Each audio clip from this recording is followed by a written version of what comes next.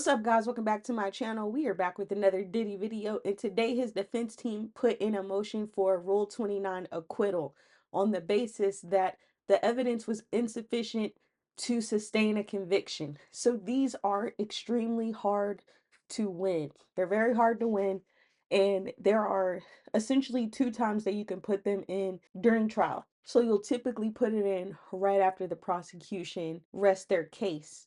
They'll put it in, and if it's denied, which, like I said, these are very hard to win, so they are typically denied. So if and when it's denied, you can also put it in again at the end, like after trial. So you have two chances that you can put this in. You put it in after the prosecution rests their case, or you can put it in at the end of trial. So she basically kind of went like count by count and showed why they didn't meet their burden of proof.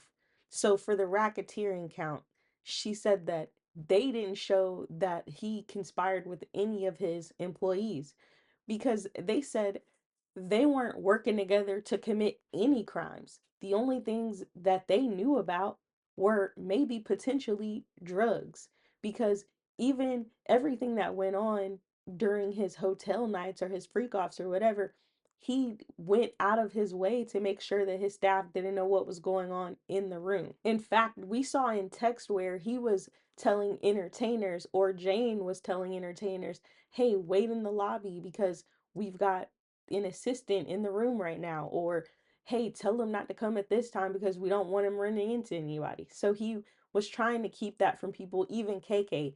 There was a text where he told Jane, like, I don't want KK to find out about hotel night. And then as far as the transportation to engage in prostitution count, they've showed texts that prove that Diddy and Jane and Cassie were the ones that were communicating with these entertainers and setting up flights for them, and he was paying for those flights with his personal money, not his business. She said that the prosecutors didn't show any text messages between Diddy and Cassie that showed that she didn't want to participate in the freak offs.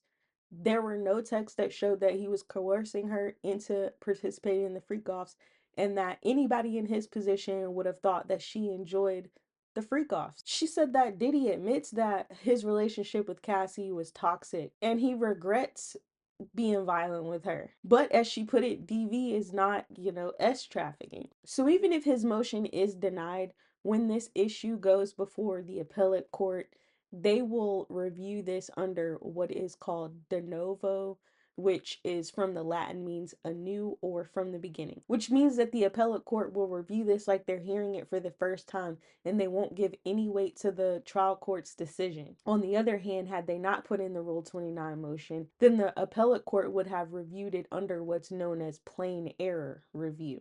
And this is not nearly as favorable as de novo. So even if the judge does not grant his Rule 29 motion, he has essentially given himself an advantage during the appeals process. So you guys let me know what y'all think about that in the comments down below. And if you want more videos like this, please consider subscribing. If you like this video, please hit the like, and thank you so much for watching.